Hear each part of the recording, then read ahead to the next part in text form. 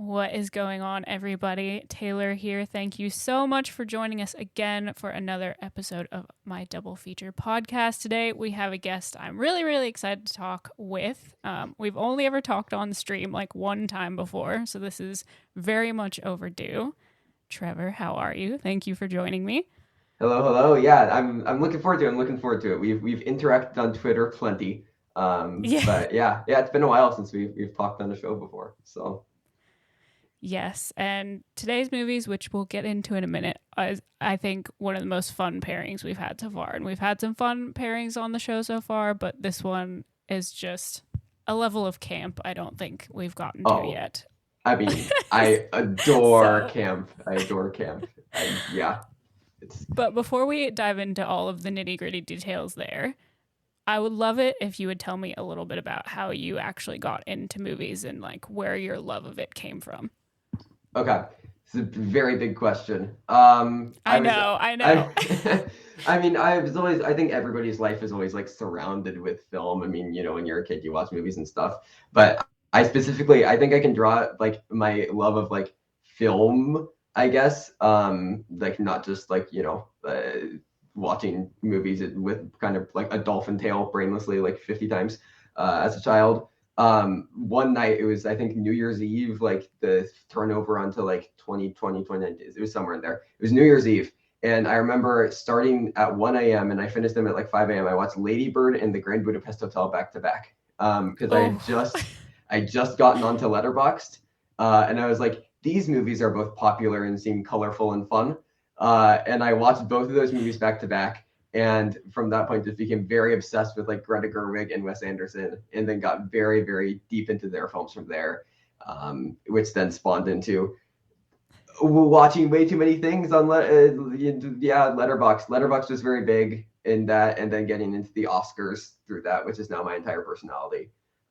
But very much Lady Bird and Grand Budapest Hotel were like the starting point, the genesis, I guess you could say. that is a fantastic starting point, actually. Like, I don't think there's some people out there who definitely don't have a cool starting point like that, and those they're so stylistic and so just like that makes a lot of sense to me. And also, we both, for the listeners out there, we both, Trevor and I, come from the Twitter film community where like the Oscars are our entire personality for like Yeah, a 5 month period of time.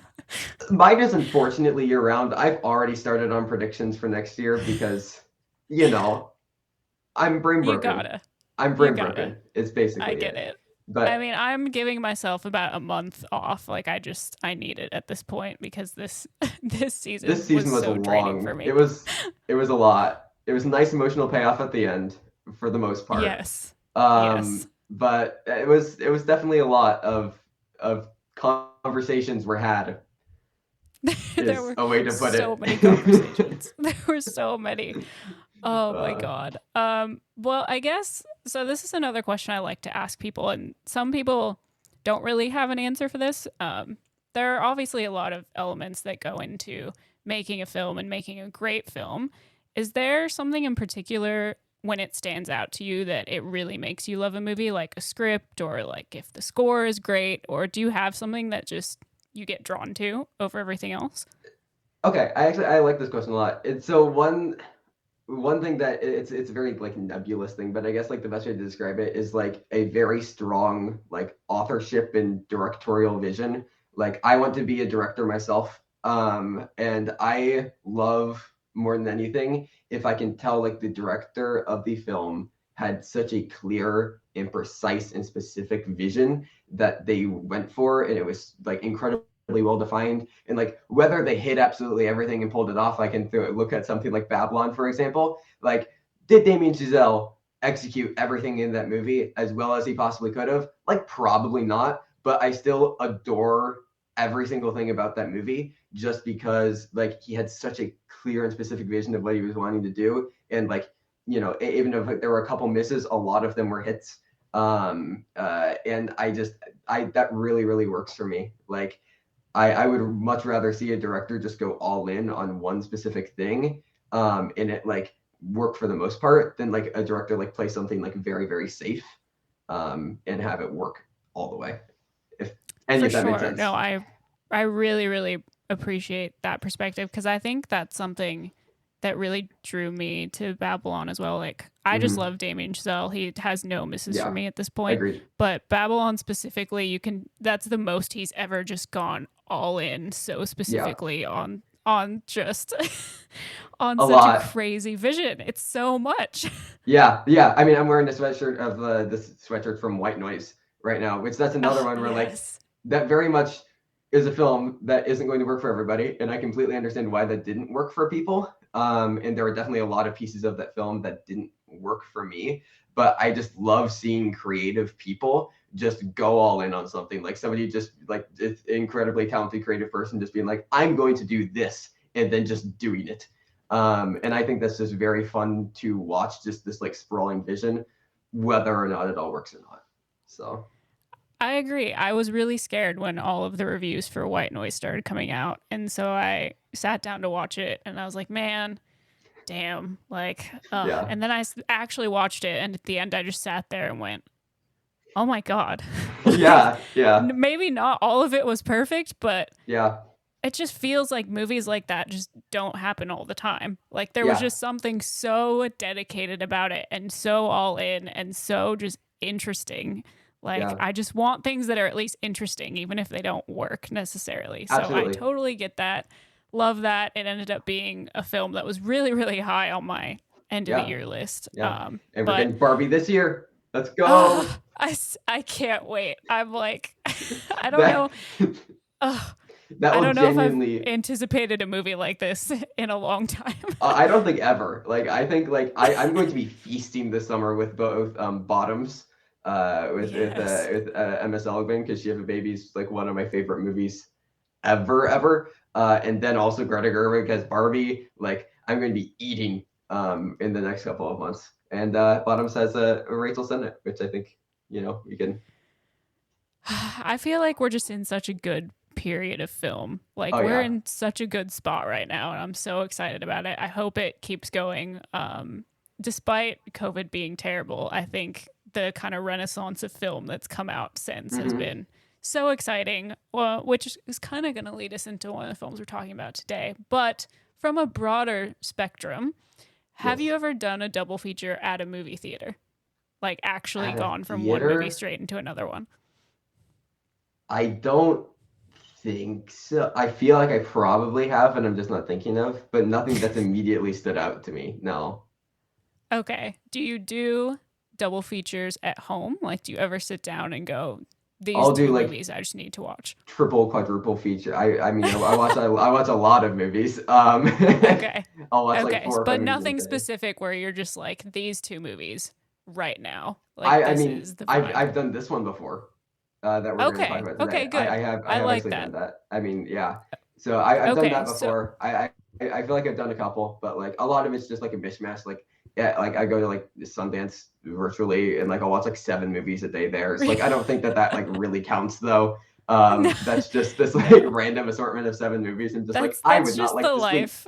Yeah, That's just the life that we lead, where we yeah, just are like Sundance, 7 films in one day. yeah. Sounds Give great. it all to me. 2 of these will maybe be something I like, and then we'll just. So, what do you think makes a good double feature? Just like generally, if you were going to sit down and plan one, what do you think makes a good double feature? I think a very strong thematic connection. Like I think it can be very easy to just say like, oh, we'll watch like 2 movies from in like a series or like 2 movies from the same director, and I think that can be fun.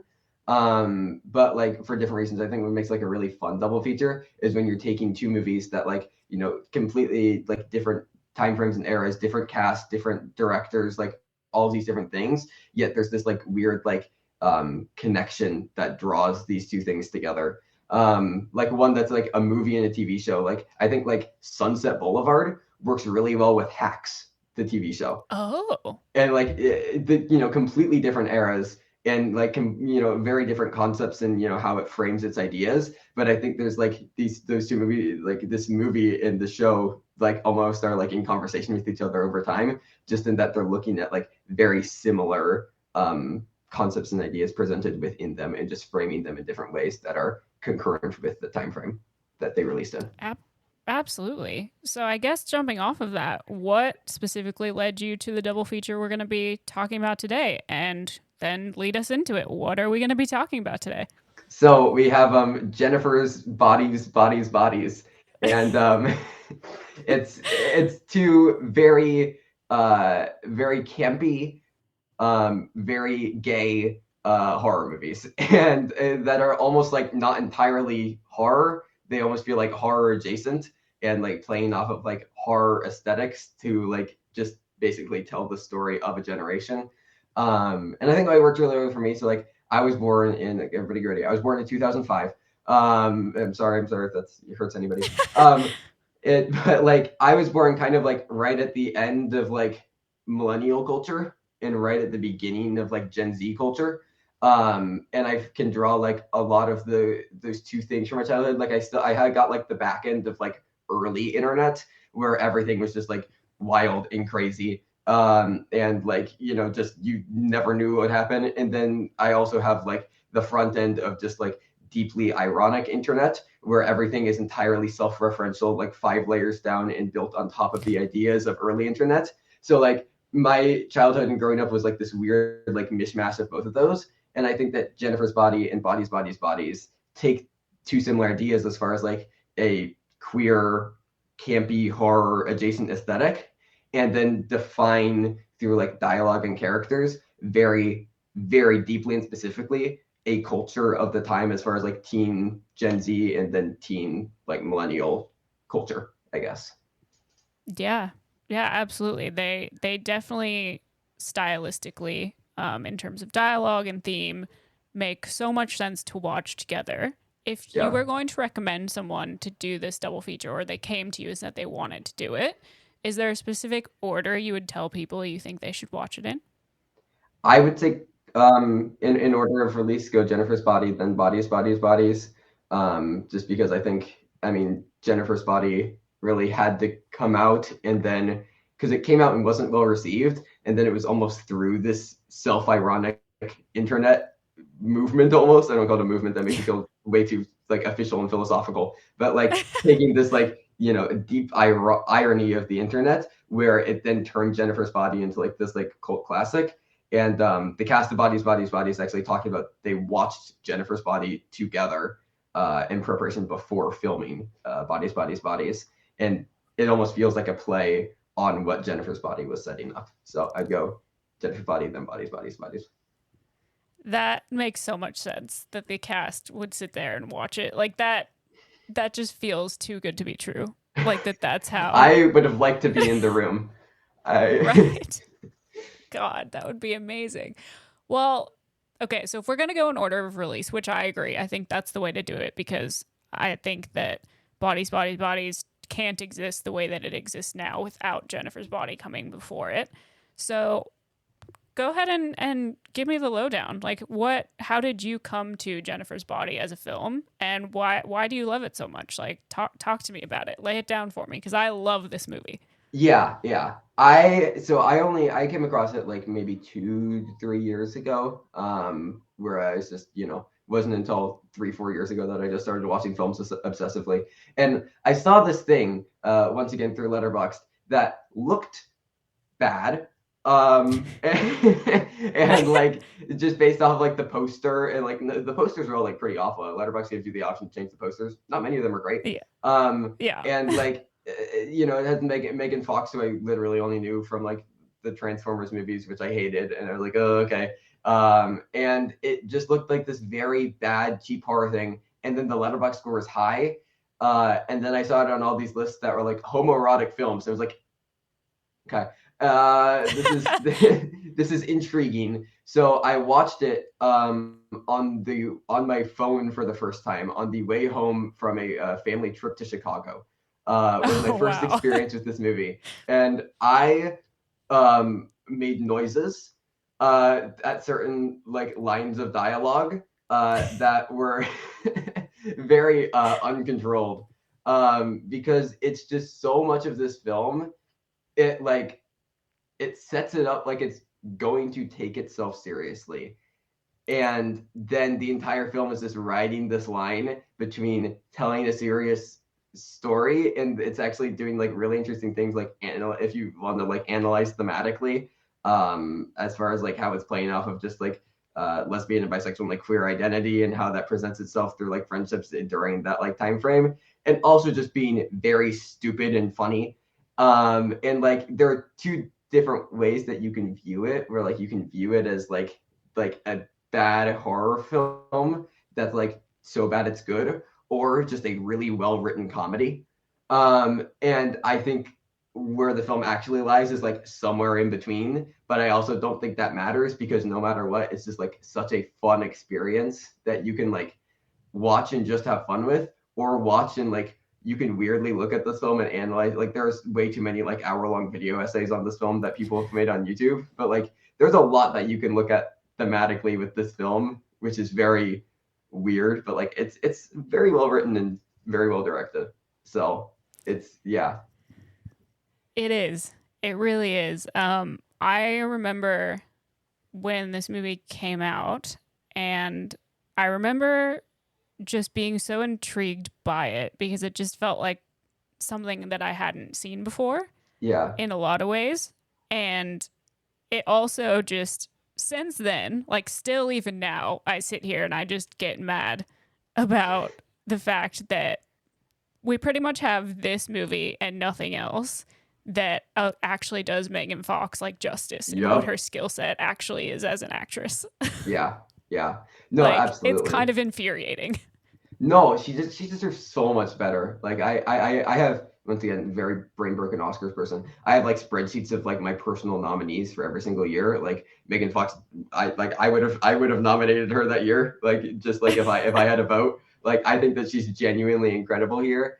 And like not to compare this film to like postmodern Andy Warhol art, but to compare this film to postmodern Andy Warhol art. Like I think it's very interesting because it's like it's taking this idea that's perceived as like cheap, like when Andy Warhol did like that installation of like 36 paintings of like Campbell soup cans, right? And it's like taking Right. this idea of something that should be cheap, like a teen slasher film, and then using the audience's perception of what that is going to be to then flip it on its head and like do something intriguing and like almost like referential upon itself and upon those ideas, to then create something entirely new and interesting that shouldn't work but does. For sure. And I love everything about the portrayal we get from Megan Fox and Amanda Seyfried in the film of their friendship, of the homoeroticism, of the Mm-hmm. undertones of everything they're kind of playing with. I think one of my favorite parts of this movie, still, as someone who I love movies a lot, but my first love in life has always been music. Like while Mm-hmm. everyone else was getting really into movies, I was, in middle school, just like listening to music and going to concerts I was way too young to go to. And just like that was my whole scene. And I think one of my favorite things about this movie is having the band literally be like a cult Mm-hmm. and literally be doing these things to Through teenagers the that the satanic trees. panic people were like talking about, and all those really Yeah. horrible just like christiany things where they're like Yeah. music is stealing the souls of our children, and I just love that they play so into that. And I think Adam Brody was so perfect for that role. Mm-hmm. And I just can't think about this movie without thinking about how that whole storyline plays into it, especially once, the fire has happened and people have died. And then they Mm-hmm. write a single to like benefit from the tragedy. Like Yeah. it's just I just as someone who loves music as much as I do, it just kills me every single time I watch the movie. Oh, absolutely, absolutely. No, it's like, I mean, so basically, what we're saying is Jennifer's Body is a critique of late stage capitalism, but like it's, Basically. but like no, it's so fun, and again, it's built on that like deep self-ironic and self-referential humor. And I think if we want to talk about the music and the soundtracks, I think that they play very strongly into both of these films.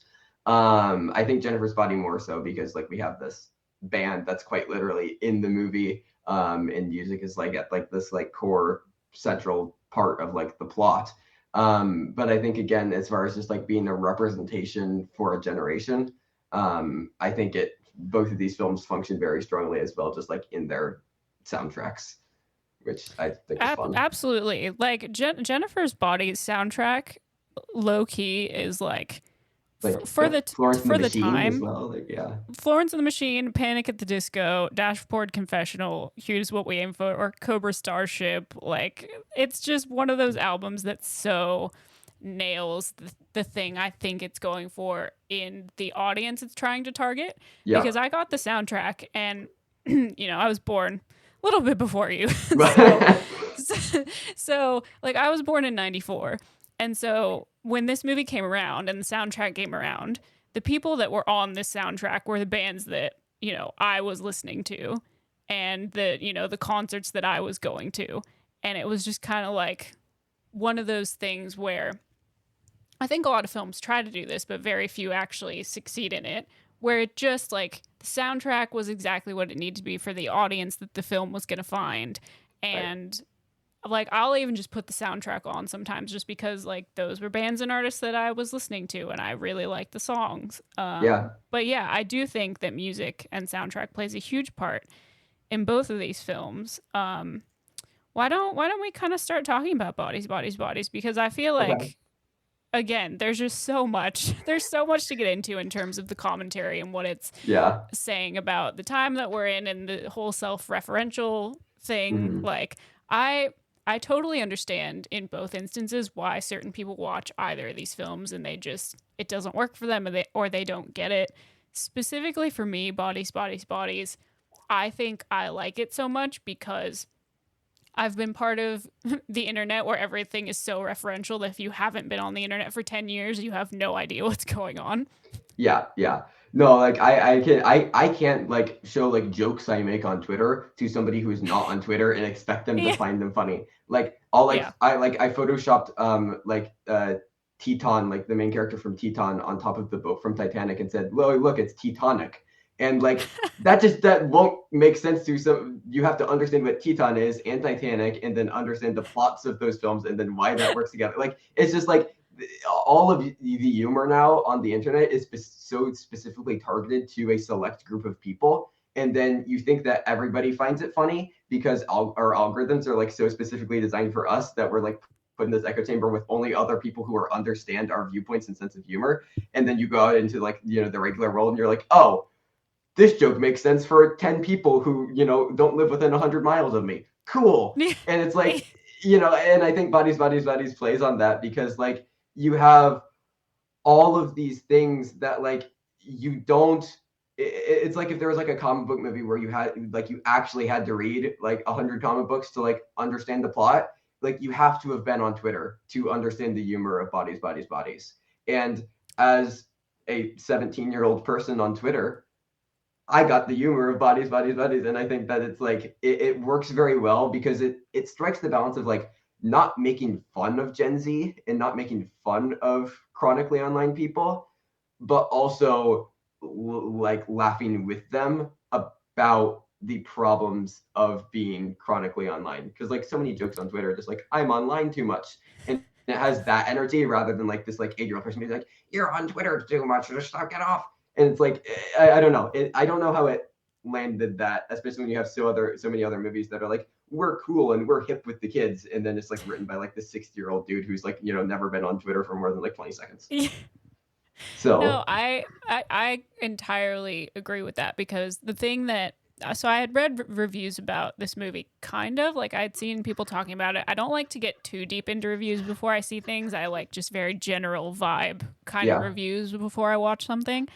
And with how freaking long it took this movie to be available over here, like I was trying to avoid most stuff about it.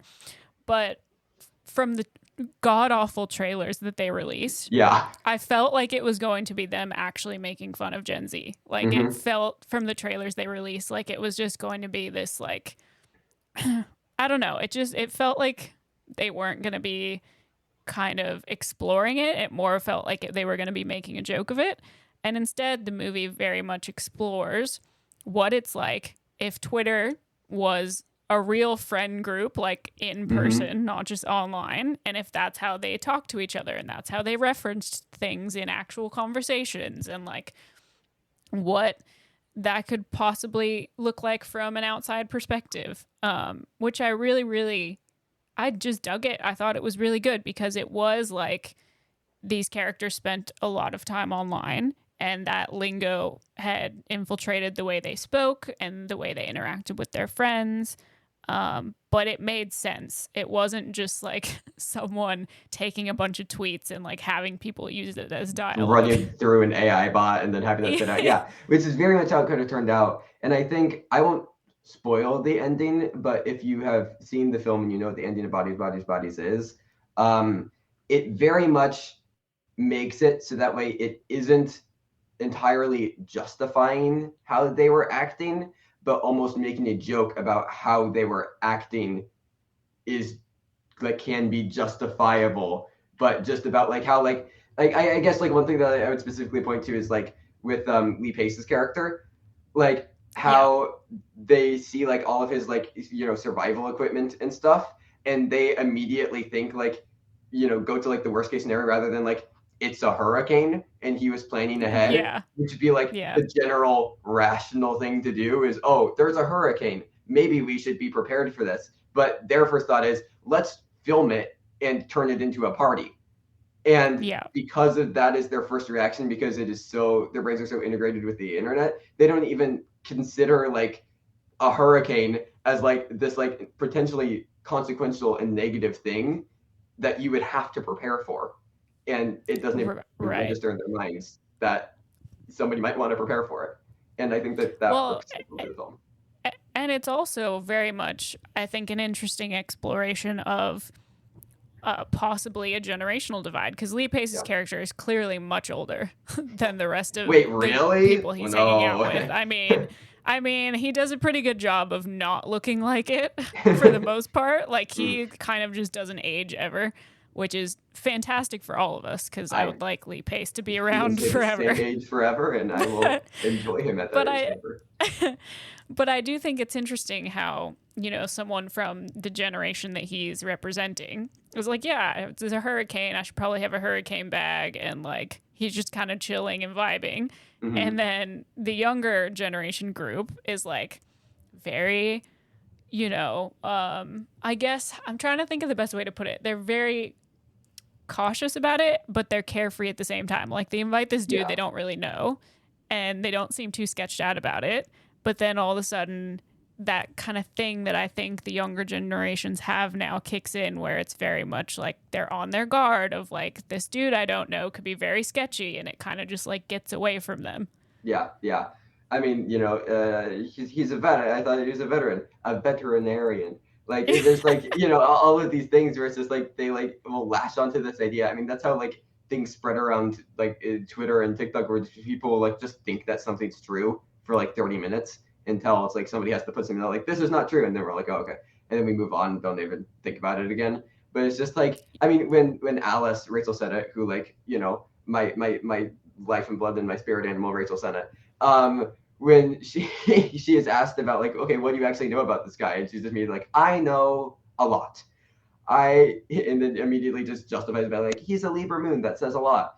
And like there's just like all these things where it's like there's no like tangibility almost to any of their relationships. It's all built around like connections and like like, oh, I have a podcast and then I hate the podcast. It's like all built around like these like non-consequential things all strung through the internet. And like what goes on in the group chat, it directly affects like how they act in real life, and how all these relationships going into this house party um, reflect just because of like how long somebody took to respond in a group chat.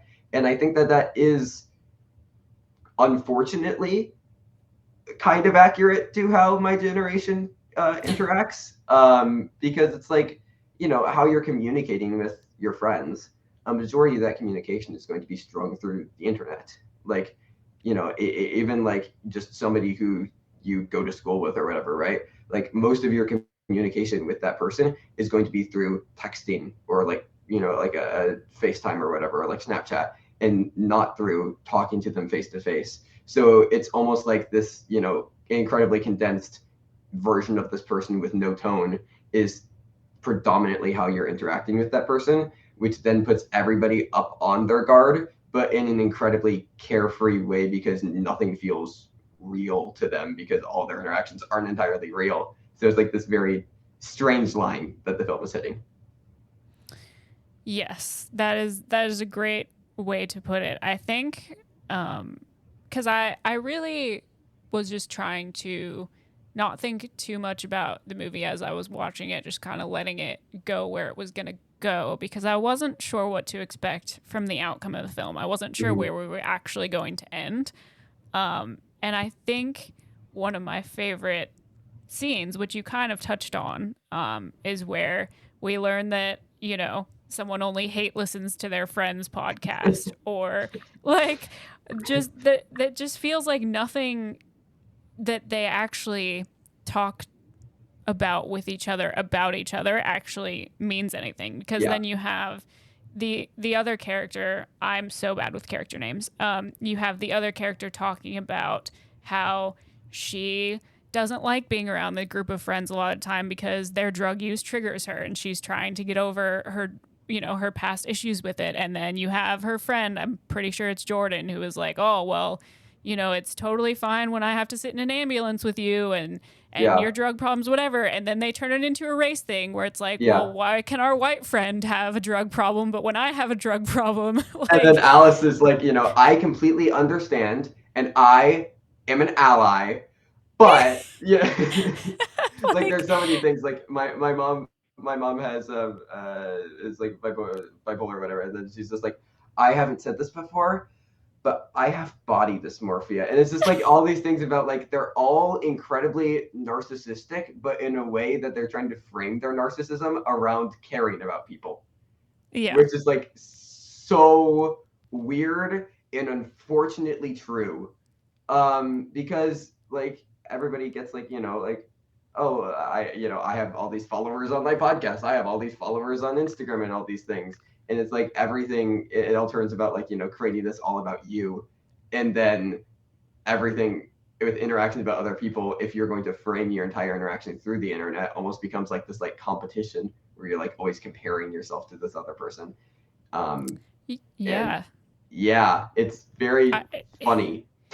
it's also so sad. Like I Yeah. also I find that whole conversation really funny, but I also find it really sad because it feels like this is the only way they can talk to anyone about these really serious problems that they're having Mhm. because they can't just go online and have their online persona be dictated by having like actually being concerned about having a drug problem or actually Right. being concerned about having body dysmorphia or whatever their problem is. It feels like none of these people are actually their friends.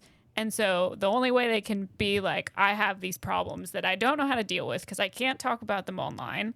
And they can't really talk because these people don't really feel like they're friends. So they have to bring it up in this like framed kind of narcissistic way. Yeah. And then they're not really talking about it, but they clearly have all these issues that they need to be talking to someone about and they can't. And I feel like that's so reflective of the way that a lot of people have to live their lives now because a lot of, Mhm. like you said, a lot of friendship connection and things like that comes from the online space so much more than it ever has.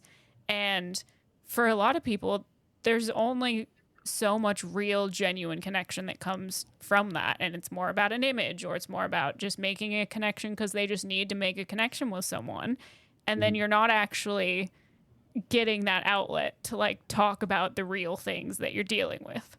Yeah. I mean, that's just the internet. Welcome to the internet. I Yeah, mean, like, it's yeah, because that's very much. I mean, Twitter. Right? I keep on going back to Twitter because that's just. I haven't even tried Instagram because I just, I only got to limit myself to one. Otherwise, all my time will be gone. But like, with like Twitter, like you only have what? Well, I mean, we used to. I don't know. I guess tweets can be like incredibly long now. But for for us poor people who can't afford a blue check mark, yeah, you will get like what, like 200 characters, 250 characters, something like that. Like it is yeah. impossible to dictate an entire fleshed out statement with nuance about yourself or about anybody else in 250 characters. It is actually impossible to do so. But all of our conversation and all of our culture and all of our discourse is built around these like incredibly like condensed conversations and points and discussions to where nothing is actually accomplished and you're just getting the smallest parts of an argument that you're always going to be able to find holes and problems with. And thus it's incredibly unproductive, yet that's the only way that some people feel like they have the outlet to have those conversations to begin with. So Yeah. it's a lot. It's a Yeah, lot. And I think it's why a why that lot. why that conversation is both funny and sad is because like that's how you can feel about the internet. Like you can find somebody who has like a bunch of funny tweets and then you can be like, "Oh wait, you don't have a life."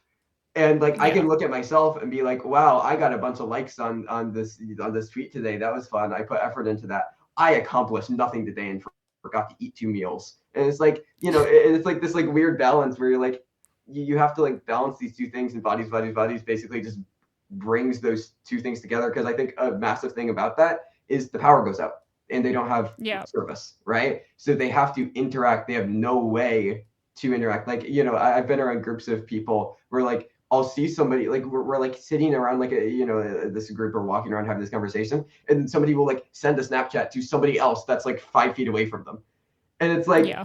that's kind of insane. But but also like it's like this thing where like that's how people are used to communicating. So when that option is stripped away from these characters, they are forced to say things that they normally would have only said on the internet now to each other in person. And it's just this massive breakdown in communication where like everything falls apart for basically no reason. Like it's revealed at the end. I don't know how much we want to say, but like that this entire thing was built around social media and people's narcissistic responses to thinking that everybody else was, out to get them, and that they didn't actually see anybody as a friend and couldn't trust anybody.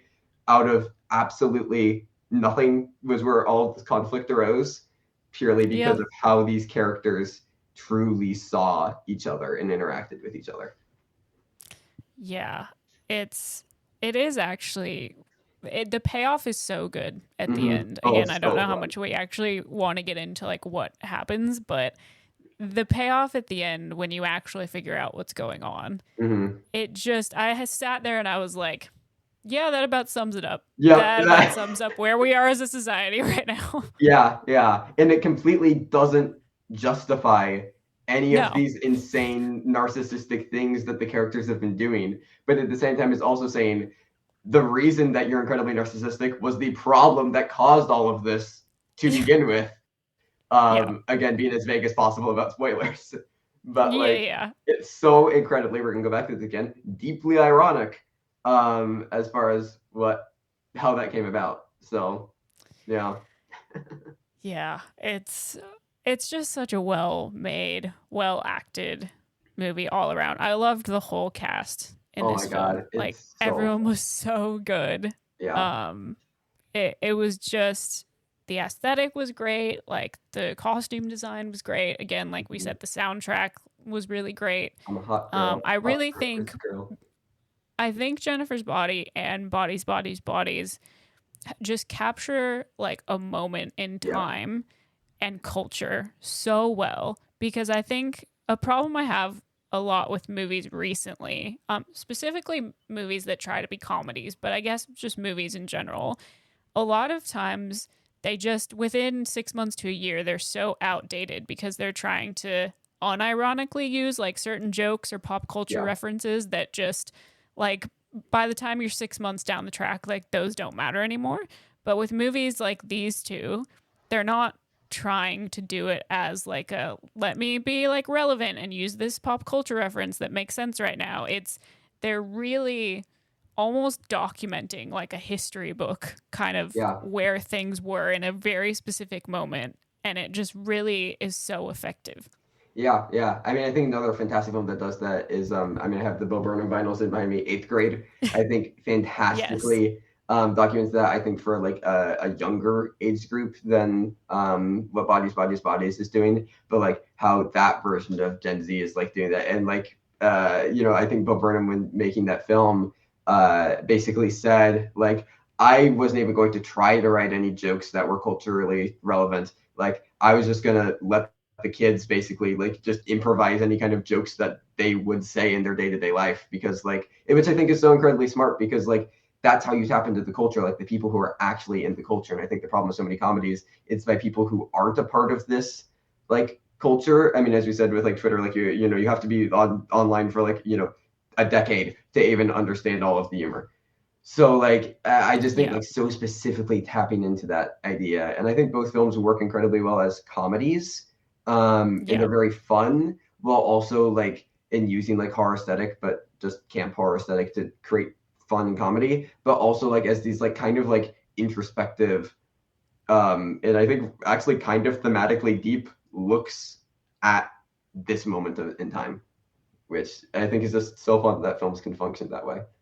So Yes. I totally agree. And I really wish that Bodies, like, I think it's going to end up being fine. Like, it has its yeah, audience and it'll continue to find its kind of cult following, like, audience. I totally believe that.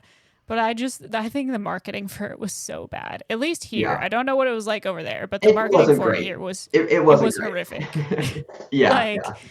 uh, it makes me sad to watch a movie like this and be like, wow, they just completely fumbled the bag with Like actually trying to market the this in any trailer. way. Okay, stick with me on this analogy. The trailer for it felt like in Pop Star Never Stop Never Stopping when he is doing the song with Emma Stone and it's his catchphrase song where he's just saying Yeah. a bunch of things Yeah. that don't connect to each other. That's what the trailer for Bodies felt, where it just felt like it was just saying a bunch of internet things that didn't Yeah. entirely vibe together, but it was just like, this is the thing. And then Pop Star, it's like, this is bad, and that's why it's funny. And I don't, Bodies isn't funny because it's bad. It's funny because it's like this actually good, like incisive look at our culture. But like the Yeah. marketing did I not sell mean, it that way. it's kind of like what we just talked about, though, where you have someone who's not connected with the culture trying to write these Yeah. kind of films, but then you have people who aren't connected to the culture trying to market the films. Yes. And so Yeah. then they're like marketing it based on completely the wrong As much as we thing. love A24, like they, Yes, we do yeah, love A24, but whoever was in charge of the marketing for this particular thing, whether it was they were just following really bad instruction yeah, or like the budget just wasn't there, like whatever it was, it makes me really sad yeah. that it kind of just, because A24 had a big year. Like, Hmm. I get it. I get they had a lot of things they were focusing on, but Yeah. I come mean, on, what are we doing? most nominated, most winning studio at the Oscars. We love to see it. Like they We somehow got do. After Sun a nomination, which is like the most incredible thing ever. And I never thought that movie would be an Oscar nominee. But like you could have thrown a little bit behind Bodies. Like just a little Just a bit, little bit. Just just like a little just bit a of little effort. bit. Yeah, like I know it's like Bodies, but like well, maybe try.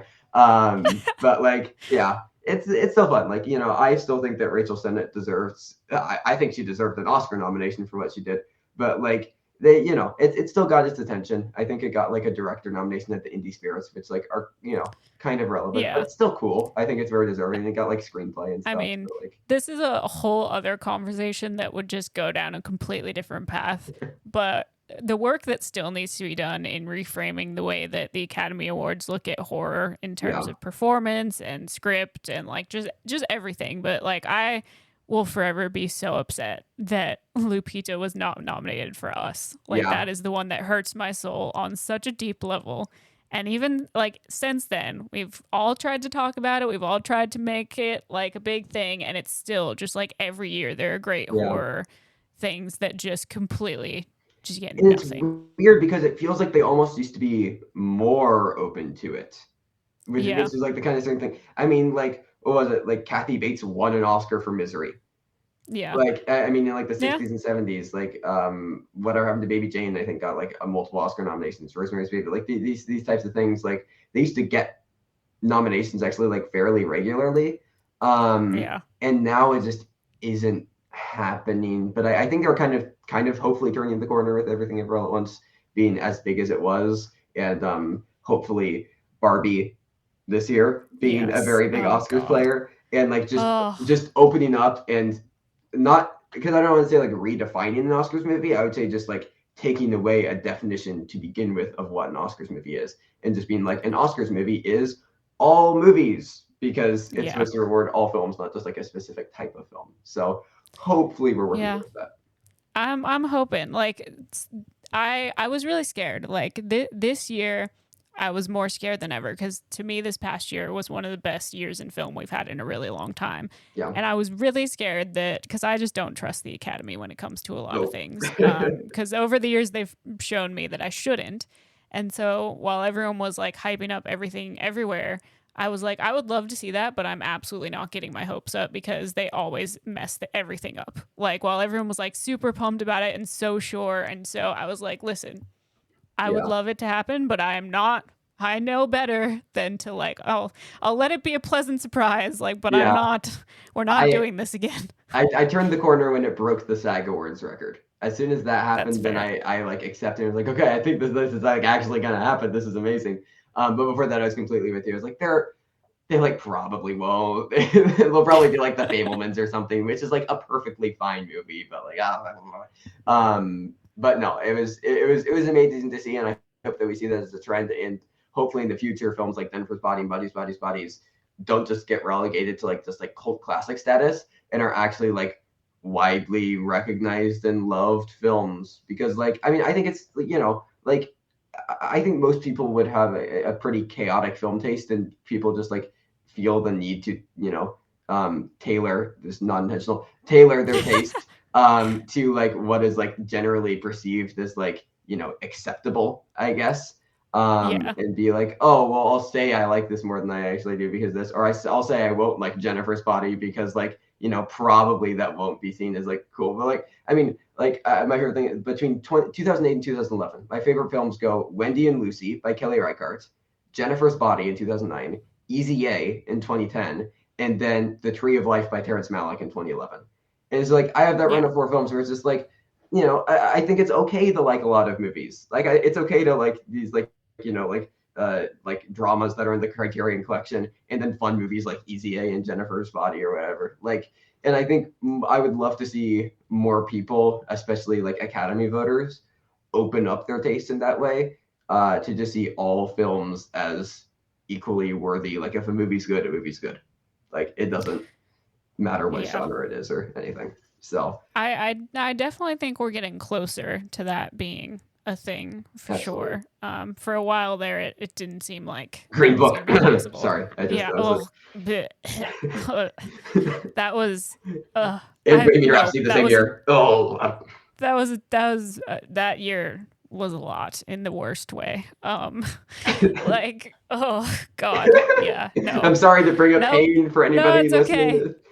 Yeah, guys, we should have had like a warning that I that was gonna trigger happen, but warning. We're it's, just gonna.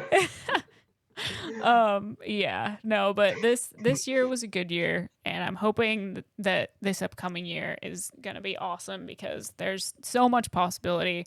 Yeah, Um, it's yes, just can't. it's a great time to love movies, basically, Yeah, is yeah. what we're getting at, Like which even is like great. A24, the fact that they can release like in the same year something like Everything Ever All at Once, Bodies, and After Sun.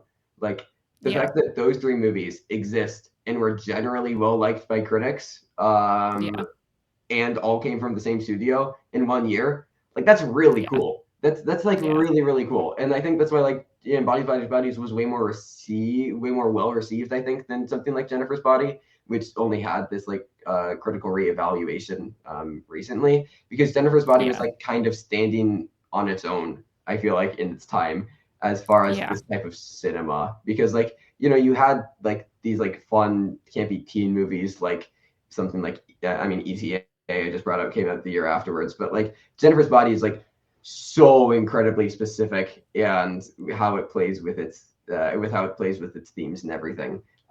It's a lot less broad, and I think like using like specific comedy always works way better than broad comedy, because I think there's always universality and specificity. Like if you really go for something specific and find the core of that thing comedically, then it will be funny for everybody, no matter if they can connect with it or not. yeah, Whereas if you're just broad, it's only people might like chuckle a little bit, but nobody will actually like get anything out of it. And I think all the best comedies are specific, which that kind of comes back to like the specific directorial vision as far as like why I really like movies. But I think that works so well with comedies, and I think these films exemplify that for the generations for which they're released. So I could not have said it any better myself. And unless there is anything else you specifically wanted to touch on, I feel like that's a pretty good way to wrap up. Like, I feel like that's putting the bow on the conversation we've had, unless there's something you're sitting there going, we just haven't touched on this. Just, send your love to Rachel Sennett and Megan Fox. Let's get Yes. them more work. Yes. Can we put them in a really camp movie together? Oh my God. Please. Like, I'll make that. okay, give me that should 10 be years. your first movie. Make that happen. Give me 10 years and I can do that. Somebody call me. I can give me a budget. There is an audience. The audience is there. We just need someone bold enough to bring that vision to us, I think. We need to bring these two powerhouses together. It'll be yes. uh, so other than this new movie project that you're going to start working on immediately right now because we need it, is there anything else you want to share with everyone that you're working on, or anything you want to plug, anything like that? Sure. I'm on Letterboxd and Twitter. Feels weird to say that now. As you do. Find deeply ironic jokes that only 10 people will get on Letterboxd and Twitter. It's my name, Trevor Metz, and those things. I also have a YouTube channel called Oscar Buzz, where we obsess about the Oscars all year and talk about movies and film festivals. And sometimes I get to interview fun people because somebody decided that I was good enough to be a press person. So like I got to talk to Catherine Hahn and Sarah Polley, a bunch of fun people at the Chicago Film Festival. Planning on doing that again, which is very weird. They placed me in between like NBC Chicago and ABC Chicago, which felt like very strange. But like, I do fun things over there. We talk about movies, we talk about film festivals, and we're doing early Oscars predictions a year out right now. We'll see how it goes. But yeah, I'm there. I make movies too, sometimes, occasionally. I'll have a film dropping on my channel soon. It looks like I think it's gonna be promoted at a couple festivals soon, so that will be fun. I don't know. I do way too many things. One of those places, you'll be updated. Perfect. I feel, you know what, that's pretty much how we all are, though. I think anyone who's terminally online the way that we kind of are, they have a billion different things going on all over the place. Yeah. If you listen to this podcast, you probably already know that I have another podcast called Lights on a Screen, where Jacob and Elena and I talk about the new movies that come out every week. I'm totally going to date this by saying the episode that we have out at the moment, because when this is released, this is actually not going to be the episode that's out at the moment. But recently we talked to Academy Award nominated editor Matt Villa about editing Elvis. So if you want to go listen to that episode, that is on the podcast feed, which is either on Apple or on Spotify. Totally up to you guys how you want to check that out. But we have new episodes every week. We talk about what we've been watching, just the kind of general chaos in our lives. Other than that, again, I will also be making all kinds of internet self-referential 10-layered jokes on Twitter and Letterboxd and everywhere else, at Finally Tailored. If you guys are not already there, go ahead and check that out. Other than that, thank you guys so much for, again, coming to hang out and listen to this podcast. We will have another episode that I'm very excited about coming out in 2 weeks, and I hope to see you guys there. Thank you so much.